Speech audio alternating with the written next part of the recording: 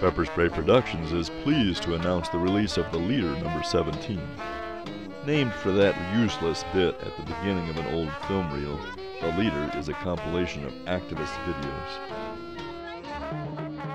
It is a double release containing 2 DVDs with a total of 16 short pieces. The idea is that when you get a copy, you're supposed to show some or all of it to others as part of building the movement. Over the next while, we will feature selections from The Leader number 17 on this show. Getting The Leader number 17 is like getting a mini film festival in a 2 DVD set.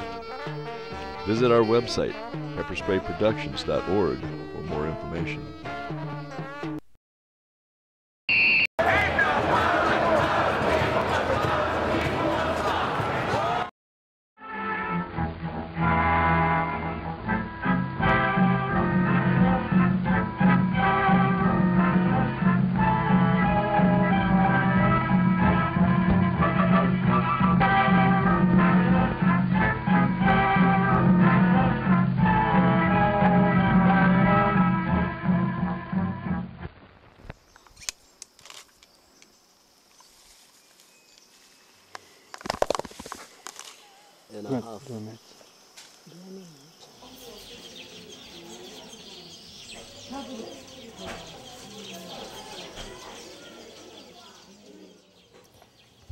Abatwa ku birebana n'imibereho yabo ni abantu bakunze nyuma yo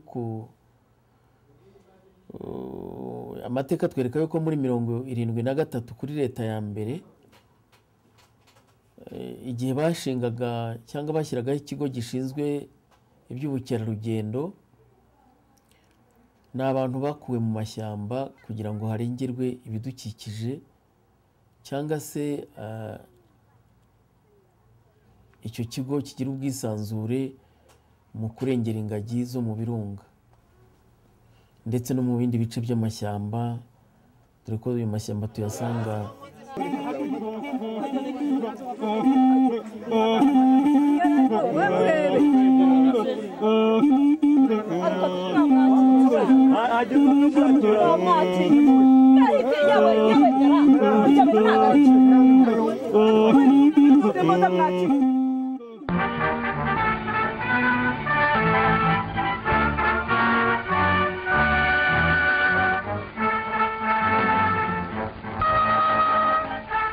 We had been unable to find a route through the dense forest to the Pygmy village, so we seized this opportunity to bribe our way with salt, which necessity of life is very difficult for them to obtain. Boy! Kuja hapa! Kuja! Kuja hapa! Here you are. They love it. Like a child loves candy. It's very scarce in the forest. Chumbi! Chumbi mingi! Kuja!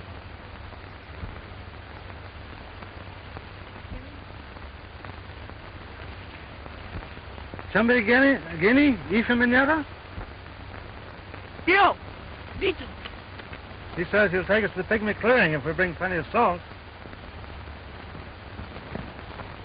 We better bring plenty of water. Something tells me he's going to be plenty thirsty.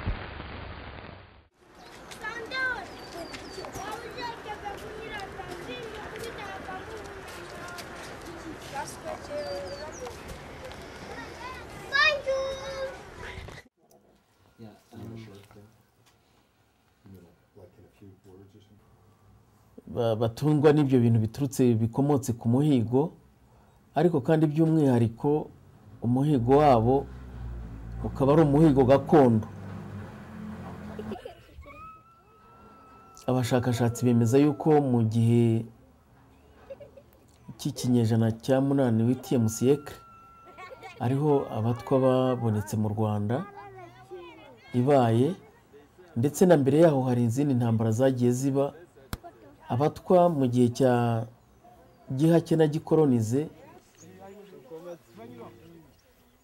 King Ruganzu of Rwanda, he used to play his board game from here, from these rocks. It is said that some of his dogs were standing on this as it was still magma.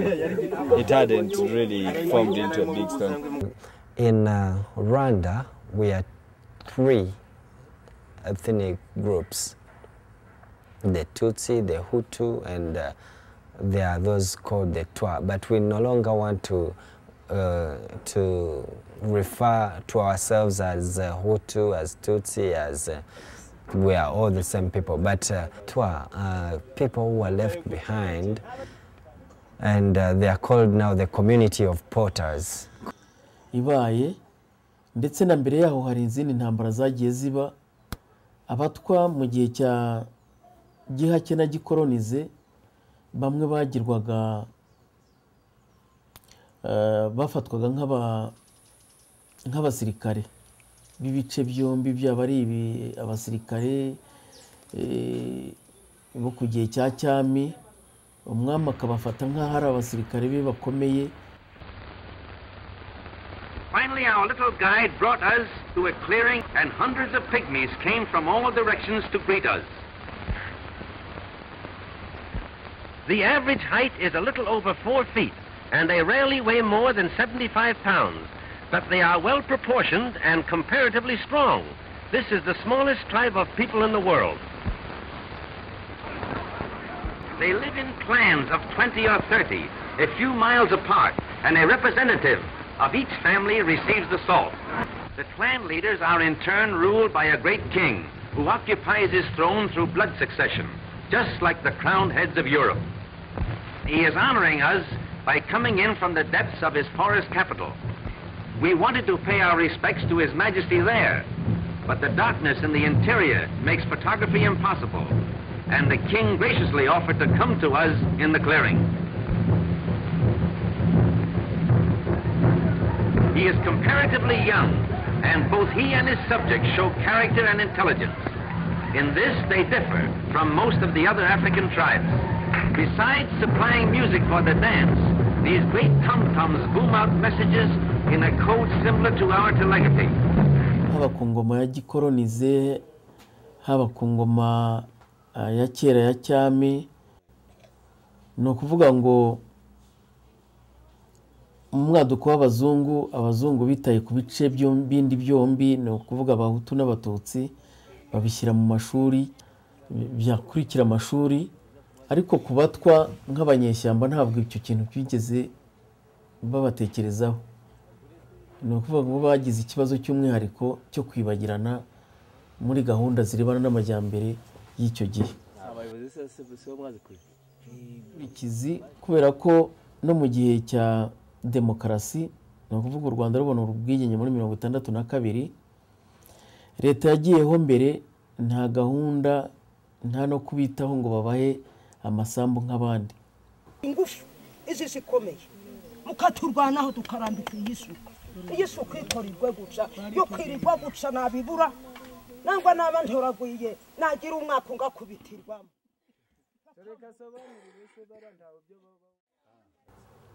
Ibyo byose byagiye bibaho ingaruka.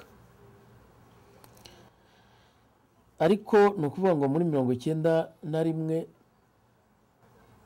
hari bamwe mu batwo twari twarageze mu mashuri yisumbuye, tubikuye ko yenda ababyeyi bacu bahatswe ibwami, noneho bakaza gushyikirwa n'abari babahatse, bagatuma abana bakabumvisha ko abana kugira ngo n'abatwa bazagira uruhare mu majyambere y'igihugu bagomba kwiga.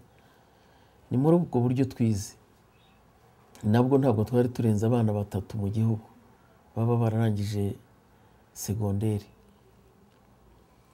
Icyo gihe niho twavuze ko nkatwe ubwacu tubonye ibibazo bya bene wacu batagira aho baba, banyagirwa, bariho nabi, bagenda bagabanukaho kwiyongera, ndetse tutangira kuvuga ibibazo byacu no kurengera umuco wacu no guharanira uburenganzira bwacu kugira ngo n'ubuyobozi n'abategetsi b'igihugu babimenye.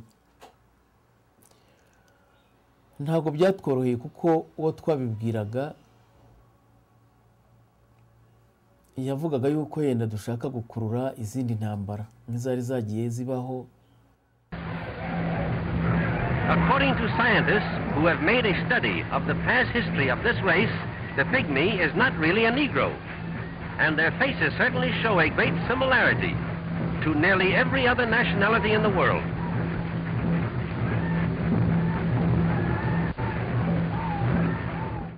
iryo shyirahamwe twashinze ryabonye ubuzima gatozi muri 1991 tunakomeza cyangwa se kugira ngo abana bacu bajye kwiga imirimo iciriritse nko kudoda no kubaza. Ariko muri 1993 ishuri twashinze hano Gikondo ryaje gusahurwa kuko twari twaratewe inkunga na Rera n'Iparatina, harimo abana barenga 30 b'Abatwa bigaga. Ishuri rirasahurwa, abana bamwe barapfa nyuma y'intambara, dusanga hari abana batarenze 2 abandi barapfuye. Ntabwo byatworoheye ariko ntitwacitse intege nk'abari bagize Imana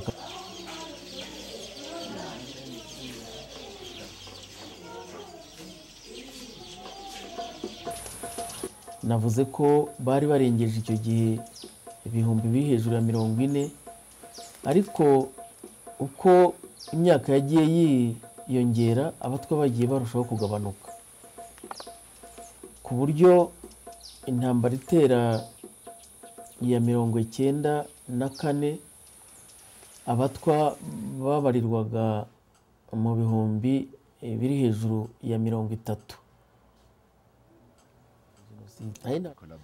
Nta n'uruhare bari bayifiteho kuko ntibari mu buyobozi, ariko niba barabaye sinavuga yenda ngo ni nk'ibitambo byabaye cyane cyane kuri iki kiza cyatumye bamwe batsemba abandi. Ni ukuvuga ngo n'Abatwa ntibasigaye kuko 30% byabo barapfuye, abandi basigara ari abapfakazi, abandi ari imfubyi. Izo mfubyi ntizigira kirengera, abo bapfakazi ntibagira gifasha cyo kwishyira hamwe. Byabaye ngombwa ko dukomeza n'ubundi gahunda, bityo dushinga impuzamashyirahamwe yitwaga. Byabaye ngombwa ko korwa itangira ibikorwa byayo, ariko noneho tubitangira tushyiraho gahunda 3 ariyo navuga gahunda yo kwigisha urubyiruko ndetse no kwigisha abakuze gusoma no kwandika, yo kwigisha urubyiruko abana tukabohereza mu mashuri, tukakangurira ababyeyi babo kubohereza mu mashuri. Tunashyiraho gahunda irebana n'ibikorwa bibyara inyungu, activité génératrice de revenu, aribo gufasha Abatwa kwishyira hamwe mu mashyirahamwe, bagashinga amashyirahamwe arebana no guhinga, korora, n'ubundi bukorikori nko kubaza, kudoda. Dushyiraho n'indi gahunda irebana n'ubuvugizi cyangwa se yo kurengera uburenganzira bw'ikiremwamuntu. Ibyo byose tubikora mu rwego rwo kugira ngo izo gahunda zuzuzanye, tureko twakumvisha ubuyobozi bukaba bwakumva ikibazo cyacu ku buryo bw'umwihariko. Kandi amategeko avuga yuko iyo umaze amezi 2, 6 batari bagusubiza, uba wizeye yuko bakwemereye. Icyo gihe rero twe byafashe imyaka igera kuri 4, leta itubwira yuko nta buzima gatozi tugomba kubona, ngo kubera yuko ari amasitati yacu, ari amategeko agenga umuryango wacu avugamo ikintu cy'ubwoko, cyangwa se akavuga ko turi abasangwabutaka. Leta ikavuga yuko leta y'u Rwanda iriho ubu ngubu ikavuga yuko kuvuga abasangwabutaka bibujijwe, kubera yuko ari byo icyo kintu cyo kuronda ubwoko ari cyo cyaba cyarakuruye genocide ya 1994. Icyo gihe kugira ngo tubyumvikaneho habaye imishyikirano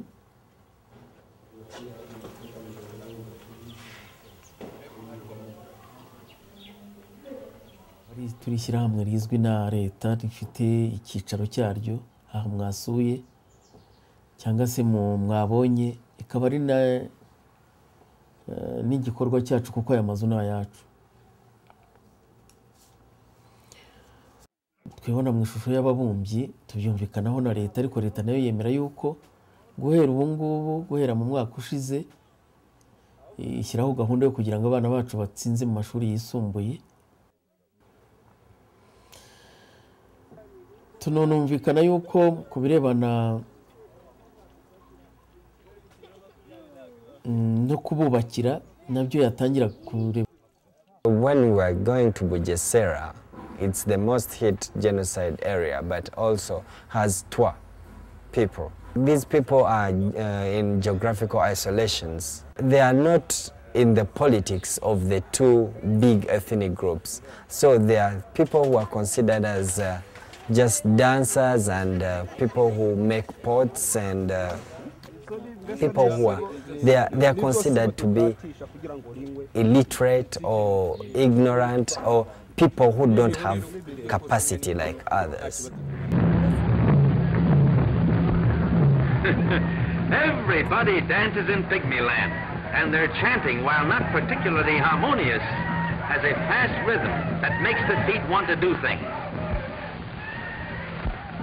These are the original hot dogs. Bagera kuri miliyoni zigera ku 9,200,000 mu gihe Abatwa batarengeje ibihumbi 30. Ngarutse ku Batwa, ikintu kigaragara nuko batiyongera, barushaho kugabanuka kubera ubugwahabi. Abatwa kubera ubutindi nyakujya cyangwa se ubukene, kubera kutagira imirimo, kubera ko ntabwo bafite bize ngo bakore ipiganwa.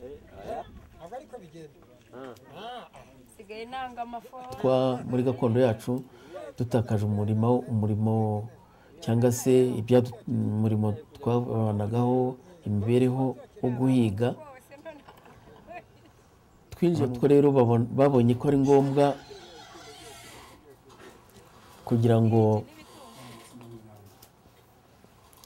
badafite inyungu cyane, ariko kera wabatunze muri iki gihe, kubera ko hajeho inganda zikora plastique, zikora amasafuriya. Ibyo bintu bya hafi byabo by'abaturage batuzwe no kugira ngo babaho ari uko bahingiye abandi, ari uko batwaye imizigo iremereye, ari uko bagiye kubyinira abandi, bababyinira bakabaha icyo bararira.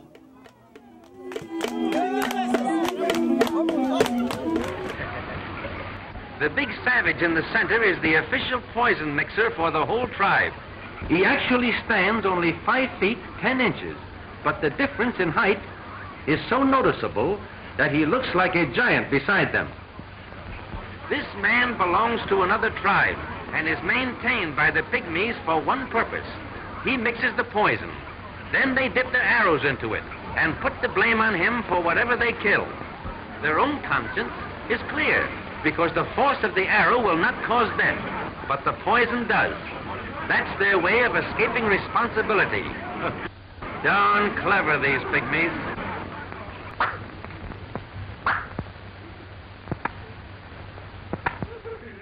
Ubundi bavuga ko Abatwa kubera ko barabahigi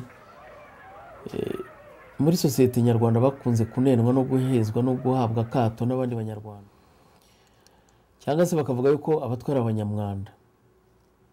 Ni ukuvuga ko icyo kintu nubwo ahenshi nko mu migi cyaba cyaragabanutse, by'umwihariko ibibazo navuga Abatwa bafite ikibazo cyo kubura ubutaka no kubura aho batura, bakagira ikibazo cy'isuku nkeya kubera yuko bituruka ku bukene, kubera ko nta mirimo bagira. Akavuga ati giye sinkira umutwa, cyangwa se akajya mu bindi bice agahindura ubwoko, cyangwa se yaba ari umukobwa yagera hano i Kigali ntazasubira iwabo, akagenda akavuga ati ubwo ntanavuge n'ubwoko bwe, yagira Imana hagira ubundi bo mu bundi bwoko.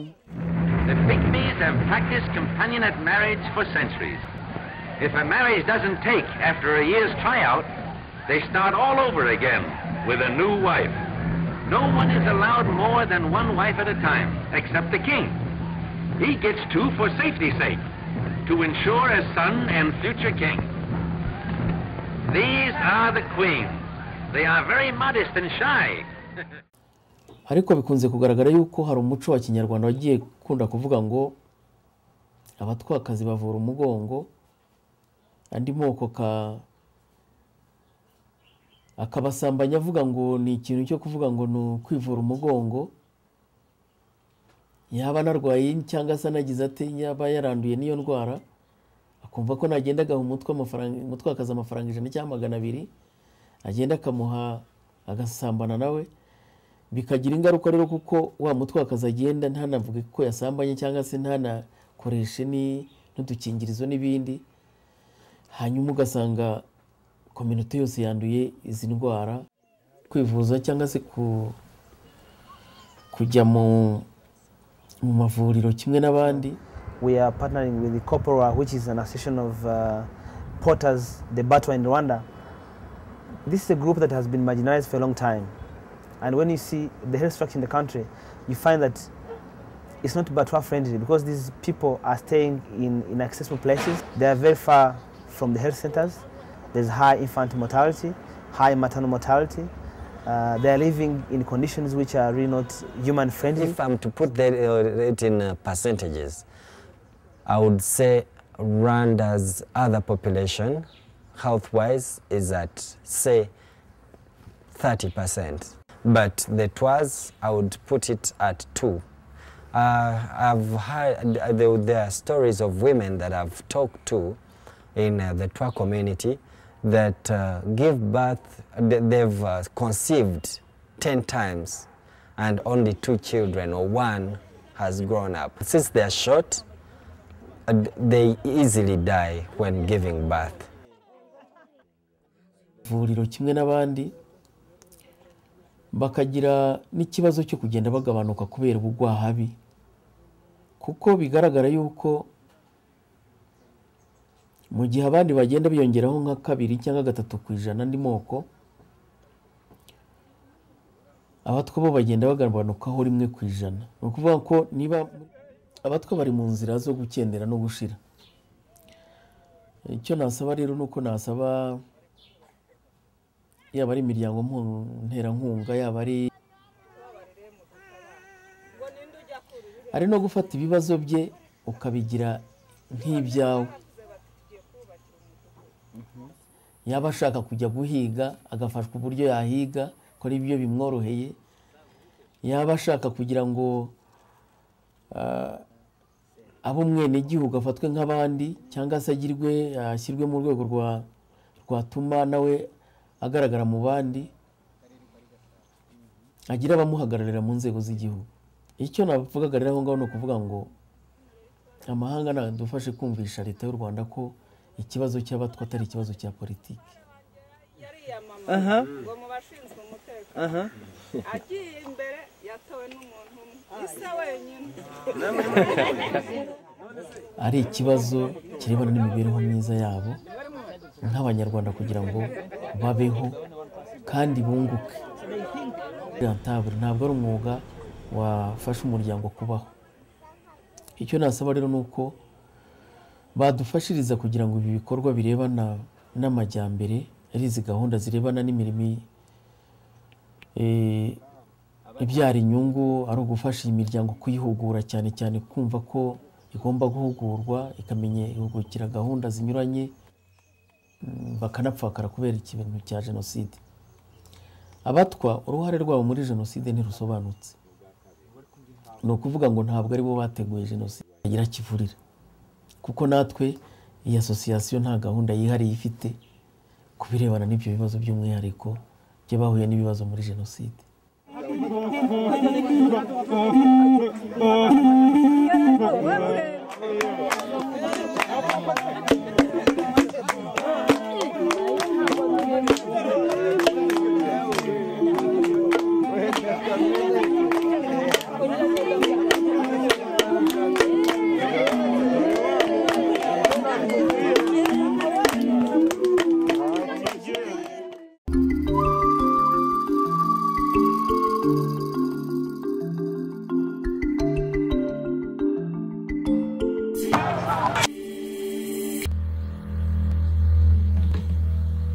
It is the dawn of the 21st century.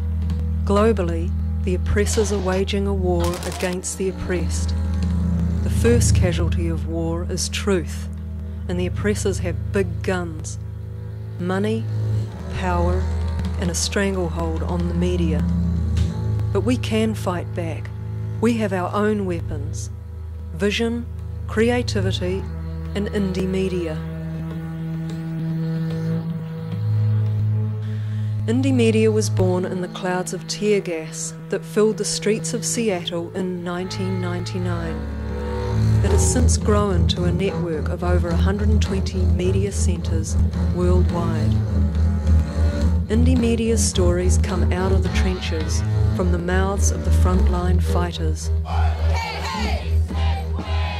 They come from those who resist and are rising up. They come from you. We have to fight, although we have to cry. The spirit shouldn't come from money. Find out what's really going on. Break through the corporate veil. They will not tell our story well. They will not. Fuck the corporate media. Tell your story, yourself, through IndyMedia. On the web, with video, radio or print. Choose your weapon and act. Empower yourself and others. Fight for truth. Eventually the truth, even though it's beaten down and covered up, it'll rise to the top. IndyMedia, because corporate media is always out of focus. The power comes from the people, from you and I, from the bottom up.